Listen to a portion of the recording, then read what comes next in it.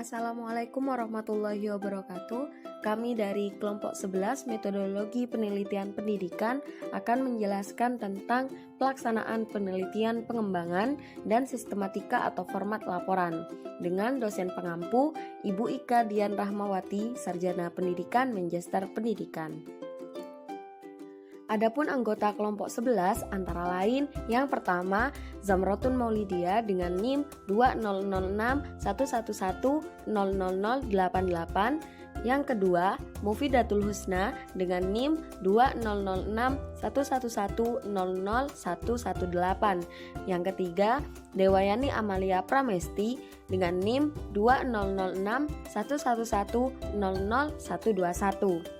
Nah, standar kompetensi adalah mampu memahami pelaksanaan pada penelitian pengembangan dan mengetahui sistematika atau format penelitian pengembangan serta menyusun laporan penelitian pengembangan berdasarkan sistematika atau format. Kemudian kompetensi dasarnya adalah 3.1 memahami pelaksanaan pada penelitian pengembangan dan mengetahui sistematika atau format laporan penelitian pengembangan. Adapun indikator pembelajarannya 3.1.1 menjelaskan pelaksanaan pada penelitian pengembangan. 3.1.2 menunjukkan sistematika atau format penelitian pengembangan. 3.1.3 menyusun laporan penelitian pengembangan sesuai sistematika atau format. Pelaksanaan penelitian. Pelaksanaan penelitian dengan menggunakan metode Research and Development adalah sebagai berikut. Yang pertama, validasi instrumen dan draft produk penelitian. Yang kedua, fokus group discussion (FGD). Yang ketiga, uji coba perseorangan. Yang keempat, uji coba kelompok. Yang kelima, uji coba terbatas. Yang keenam, uji coba keefektifan produk. Yang ketujuh, pengumpulan data. Dan yang terakhir, teknik analisis data. Yang pertama, validasi instrumen dan draft produk penelitian. Validasi instrumen. Validasi bahan ajar. Bahan ajar merupakan materi yang disajikan dalam buku pendidikan berdasarkan kompetensi dasar disesuaikan dengan tujuan yang akan dicapai. Tujuan dari validasi bahan ajar adalah untuk memperoleh pengakuan atau pengesahan sesuai bahan ajar dengan kebutuhan dunia pendidikan, sehingga bahan ajar tersebut cocok dan layak digunakan dalam pembelajaran. Validasi bahan ajar ini meliputi validasi isi atau materi, validasi bahasa, dan validasi media. Jenis validasi bahan ajar. Yang pertama, validasi oleh ahli materi meliputi kelayakan isi materi dan kelayakan penyajian. Yang kedua, validasi oleh ahli media meliputi kelayakan kegrafikan. Dan yang ketiga, validasi oleh ahli bahasa meliputi kelayakan kebahasaan. Contoh validasi pada penelitian bidang pendidikan PGSD. Validasi penelitian pengembangan dengan judul pengembangan bahan ajar matematika berbasis problem-based learning pada siswa sekolah dasar oleh Vida Lestari, Asep Sukindo Ego, dan Ridwan Febriandi dari PGSD STKIP PGRI Lubuk Linggau pada tahun 2021. Penelitian tersebut menggunakan model 4D. Nah, teknik pengumpulan data yang digunakan dalam penelitian ini adalah wawancara dan angket. Merujuk pada penjelasan sebelumnya bahwa validasi bahan ajar meliputi validasi isi materi, validasi bahasa, dan validasi media. Maka pada penelitian dengan judul di atas, uji kelayakan dilakukan melalui 3 tahap, yaitu uji kelayakan materi, uji kelayakan media, dan uji kelayakan kebahasaan. Ketiga uji kelayakan tersebut dilakukan oleh pakar atau ahli di bidangnya. Pakar atau ahli berperan dalam memvalidasi kelayakan produk yang dikembangkan oleh peneliti. Uji kelayakan dilakukan melalui validasi dan penilaian terhadap bahan ajar matematika berbasis problem-based learning. Penilaian kelayakan materi dilakukan oleh ahli bidang matematika.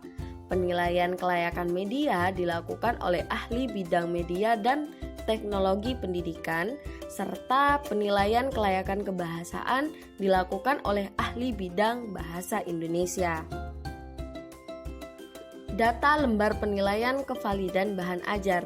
Data penilaian kevalidan bahan ajar dilakukan oleh dosen ahli bahasa, ahli materi, dan ahli media.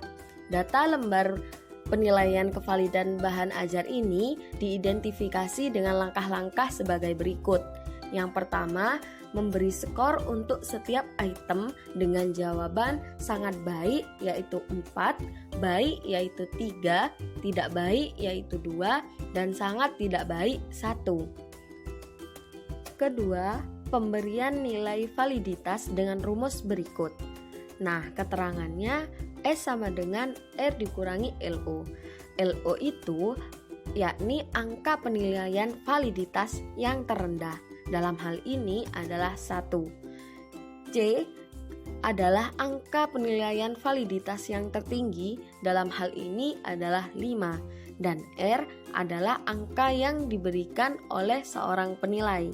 Kemudian yang ketiga adalah mencocokkan rata-rata validitas dengan kriteria kevalidan bahan ajar, seperti tabel 2.3 interpretasi validitas menurut Aikens V.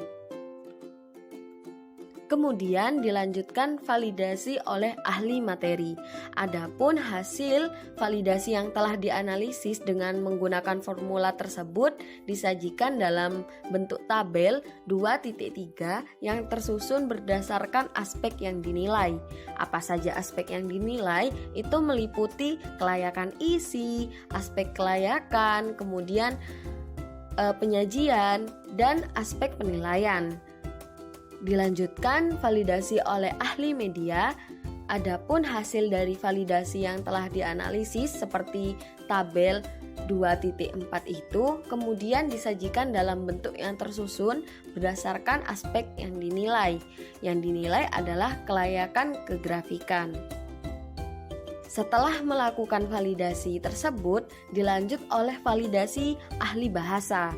Hasil dari penilaian ahli bahasa dianalisis dengan menggunakan formula Aikens V untuk mengetahui validitas bahan ajar matematika berbasis problem based learning untuk siswa kelas 5 SD pada materi statistik yang disusun dan yang dikembangkan, maka muncullah tabel 2.6 yang isinya aspek yang dinilai adalah kelayakan bahan. Nah, setelah dilakukan penilaian oleh seluruh validator, maka akan ada rekapitulasi hasil keseluruhan penilaian kevalidan dari ketiga ahli yang dapat dilihat pada tabel. Berdasarkan tabel berikut, paparan hasil validasi penilaian komponen itu diperoleh rata-rata 0,76 yang berarti validitas bahwa bahan ajar matematika berbasis problem based learning telah memenuhi seluruh aspek dalam sebuah bahan ajar yang kategorinya cukup tinggi. Dapat disimpulkan bahwa bahan ajar matematika berbasis problem based learning pada siswa sekolah dasar dikategorikan valid berdasarkan hasil penilaian bahan ajar dan layak digunakan dalam pembelajaran. Kemudian draft produk penelitian. Nah, di dalam draft produk penelitian ini ada berbagai macam model pengembangan, yakni ada 7 model pengembangan. Apa saja? Yang pertama, model pengembangan Board and Gall. Pengembangan ini menggunakan alur air terjun waterfall pada tahap pengembangannya. Yang kedua, model pengembangan 4D. Sesuai dengan namanya, model 4D terdiri dari 4 tahapan utama, yakni definite, design, development, dan disseminate. Yang ketiga, model pengembangan ADIE. Model yang melibatkan tahap-tahap pengembangan model dengan 5 langkah atau fase pengembangan, meliputi analisis, design, development or production, implementation on delivery, dan evaluation. Yang keempat, model pengembangan CAP, yaitu rangkaian sistem yang menghubungkan tujuan hingga tahap evaluasi. Yang kelima, model pengembangan dig and carry. Nah, terdapat penambahan pada komponen analisis, sedangkan tahap proses pengembangannya dan perencanaannya dilewati.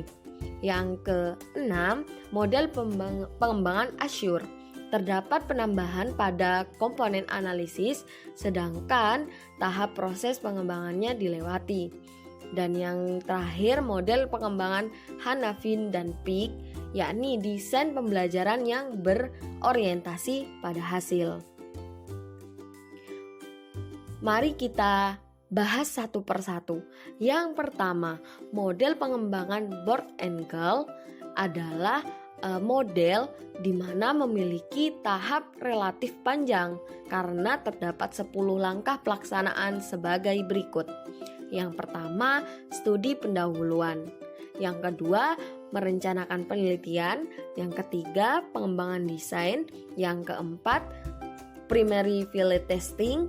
Yang kelima, revisi hasil uji lapangan terbatas. Yang keenam, main field test.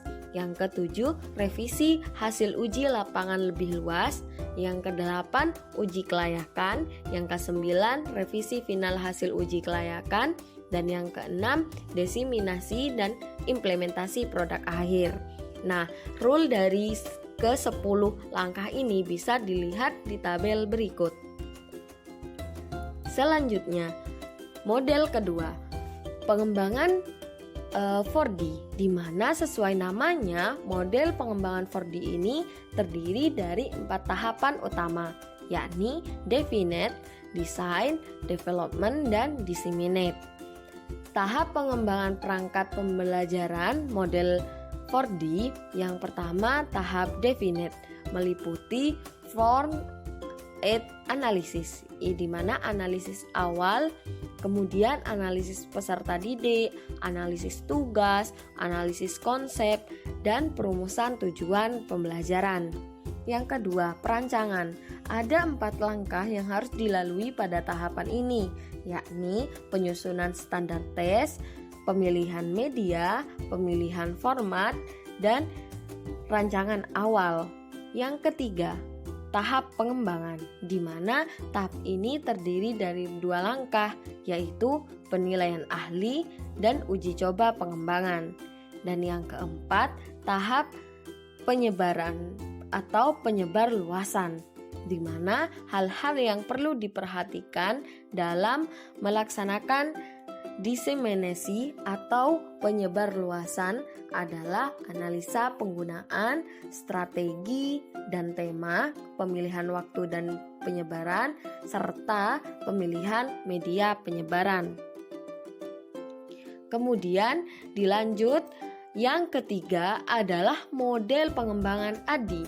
Model pengembangan ini merupakan model yang melibatkan tahapan-tahapan pengembangan dengan 5 langkah: analisis, design, development or production, implementation or delivery, dan evaluation. Nah, dari 5 tahapan itu bisa dilihat pada gambar berikut. Yang keempat, model pengembangan CAM. Model pengembangan CAM ini termasuk model melingkar jika ditujukan dalam diagram. Langkah-langkah dalam penyusunan bahan ajar model CAM ini sebagai berikut. Yang A. Menentukan tujuan dan daftar topik. Pada model pengembangan CAM ini harus menentukan tujuan dan daftar topik yang ingin diteliti. B. Menganalisis karakter siswa. C. Menentukan tujuan pembelajaran. D. Menentukan isi materi pembelajaran yang dapat mendukung tiap tujuan, sehingga tujuan penelitian yang ingin dicapai akan berjalan secara maksimal. E. Pengembangan penilaian awal untuk menentukan latar belakang siswa dan pemberian level pengetahuan terhadap suatu topik. F. memilih aktivitas pembelajaran dan sumber belajar yang cocok sehingga model pengembangan camp ini dapat dilakukan. G. Mengkoordinasi dukungan pelayanan atau sarana penunjang. Dan yang terakhir, H. Mengevaluasi pembelajaran dengan syarat siswa menyelesaikan pembelajaran. Selanjutnya, yang kelima adalah model pengembangan Dick dan Carey, di mana model pengembangan Dick dan Carey ini memiliki kemiripan dengan pengembangan model CAP. Terdapat penambahan pada komponen analisis, sedangkan tahap proses pengembangan dan perencanaannya dilewati. Nah, model tahapan Dick dan Carey ini sebagai berikut. Yang pertama, identitas tujuan. Yang kedua, analisis instruksional. Yang ketiga, identifikasi tingkah laku awal dan karakteristik siswa. Yang keempat, merumuskan tujuan kerja. Yang kelima, pengembangan tes acuan patokan. Yang keenam, pengembangan strategi pengajaran.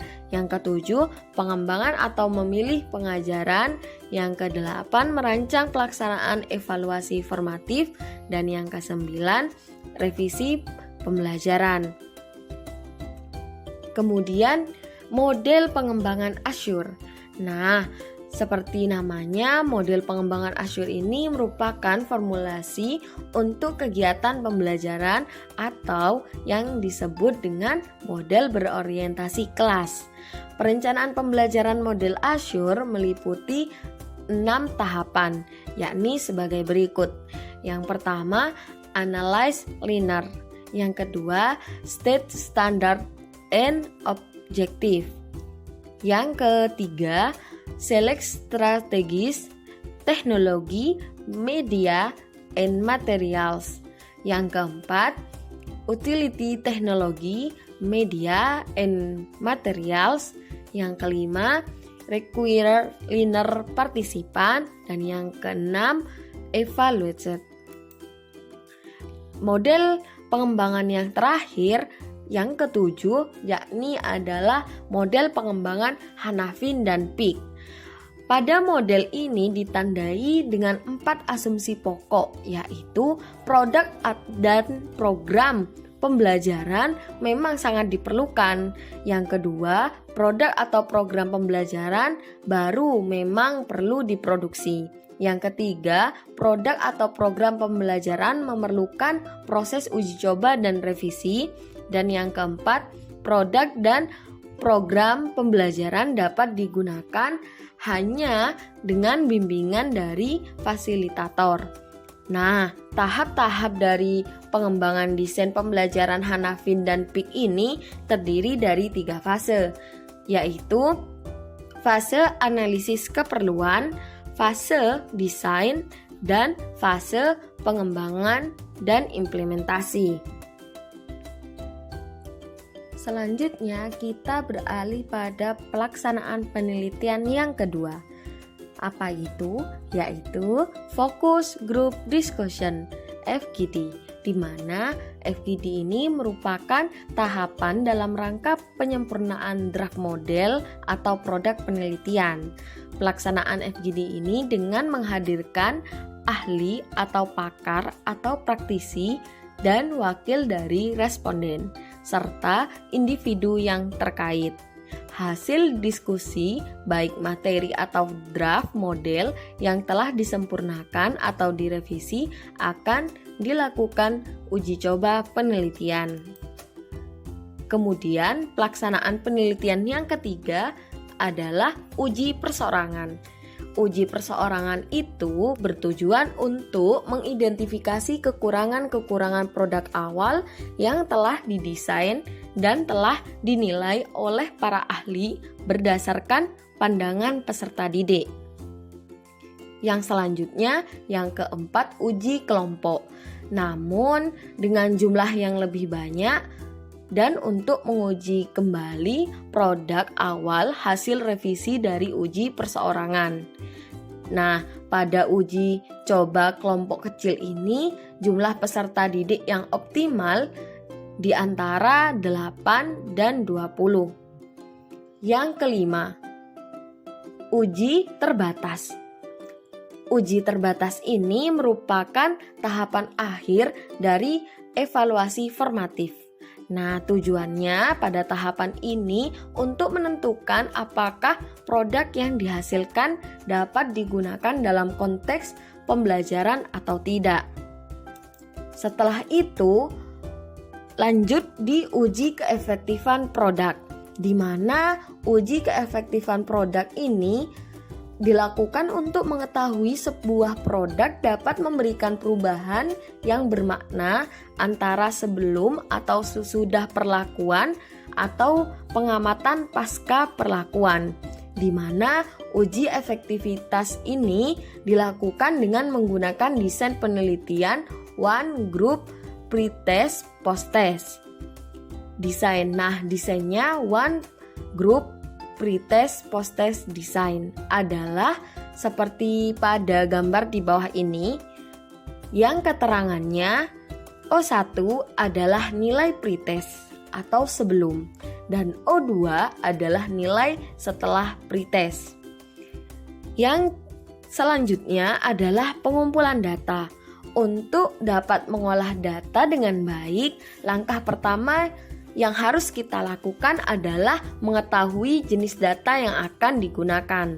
Beberapa data menjadi bagian dari penelitian, antara lain yang pertama, data menurut caranya itu dibagi menjadi dua, yakni data yang diperoleh dari data primer dan data sekunder. Yang kedua, data menurut sumbernya dibagi menjadi dua, yaitu data internal dan data eksternal. Yang ketiga, data menurut sifatnya dibagi menjadi dua, yakni data kuantitatif dan data kualitatif. Yang keempat, data menurut waktu pengumpulannya dibagi menjadi dua, yakni data time series dan cross section. Nah, untuk selanjutnya, langkah ke-8 tentang pelaksanaan penelitian itu teknik pengumpulan data. Yang kita bahas adalah teknik pengumpulan data kuantitatif. Nah, teknik pengumpulan data kuantitatif ini dibagi menjadi 5 teknik. Yang pertama, observasi. Instrumen yang digunakan dalam observasi dapat berupa pedoman observasi, tes, kuesioner, rekaman gambar, dan rekaman suara. Yang kedua, teknik wawancara. Instrumen wawancara digunakan yakni pedoman atau lembar wawancara. Yang ketiga, teknik angket atau kuesioner, di mana instrumen kuesioner dapat berupa sejumlah pertanyaan tertulis yang bertujuan memperoleh informasi dari responden tentang apa yang dialami dan yang akan diketahui dari objek. Yang keempat, teknik tes. Tes adalah instrumen yang berupa serentetan pertanyaan, lembar kerja, atau sejenisnya yang digunakan untuk mengukur pengetahuan, keterampilan, kemampuan, dan bakat dari subjek penelitian. Dan yang teknik yang terakhir adalah dokumentasi. Dokumentasi ini terdiri atas 2 macam, yaitu pedoman dokumentasi yang memuat garis besar atau kategori yang akan dicari datanya, dan checklist yang berfungsi memuat data variabel yang akan dikumpulkan datanya. Selanjutnya, teknik pengumpulan data kualitatif. Nah, pada teknik pengumpulan data kualitatif ini dibagi menjadi 3 teknik. Yang pertama, wawancara. Nah, di dalam wawancara, langkah-langkah pada pelaksanaan wawancara antara lain: 1. Menetapkan kepada siapa wawancara itu dilakukan. Yang kedua, menyiapkan pokok-pokok masalah yang akan menjadi bahan pembicaraan. Yang ketiga, mengawali atau membuka alur wawancara. Yang keempat, melangsungkan alur wawancara. Yang kelima, mengonfirmasi hasil wawancara dan mengakhirinya. Yang keenam, menuliskan hasil wawancara ke dalam catatan lapangan. Yang ketujuh, mengidentifikasi tindak lanjut hasil wawancara. Kemudian, teknik yang kedua, observasi. Hasil observasi berupa aktivitas kejadian, peristiwa, objek, kondisi, atau suasana tertentu dan perasaan emosi seseorang. Observasi ini dilakukan untuk memperoleh gambaran nyata peristiwa atau kejadian dalam menjawab pertanyaan penelitian. Yang ketiga, studi dokumen. Informasi juga bisa diperoleh lewat fakta yang tersimpan dalam bentuk surat, catatan harian, arsip foto, hasil rapat, cindera mata, jurnal kegiatan, dan lain sebagainya. Kemudian, teknik analisis data kuantitatif. Nah, teknik analisis data kuantitatif ini ada 4. Yang pertama, analisis deskriptif, di mana mendeskripsikan suatu gejala, peristiwa, kejadian yang menjadi pusat perhatian tanpa memberi pengakuan khusus terhadap peristiwa tersebut. Teknik yang kedua, analisis korelasi, di mana menganalisis hubungan antara dua variabel atau lebih yang bersifat kuantitatif. Yang analisis yang ketiga yakni analisis kontribusi variabel, di mana teknik analisis kontribusi variabel ini terdiri dari 3 jenis, yaitu regresi linier berganda, regresi linier sederhana, dan analisis jalur. Yang keempat, analisis komparasi, di mana membuat perbandingan antar elemen yang sama untuk beberapa periode yang berurutan. Selanjutnya, teknik analisis data kualitatif. Langkah-langkah analisis data kualitatif ini bersifat induktif, di mana langkah yang pertama adalah data reduction atau reduksi data. Data yang diperoleh di lapangan dicatat secara teliti dan rinci dengan merangkum, memilih hal-hal yang pokok, memfokuskan pada hal-hal penting, mencari tema dan polanya sehingga membuang hal-hal yang tidak diperlukan. Langkah yang kedua, data display atau penyajian data, di mana data yang disajikan dalam bentuk teks naratif dan matriks untuk memudahkan pengorganisasian dan penyusunan dalam pola hubungan. Langkah yang ketiga adalah conclusion drawing verification, di mana pada langkah ini adalah penarikan kesimpulan dan verifikasi. Sekian dari pemaparan yang dapat saya sampaikan. Semoga ilmu yang saya berikan dapat bermanfaat. Terima kasih. Wassalamualaikum warahmatullahi wabarakatuh.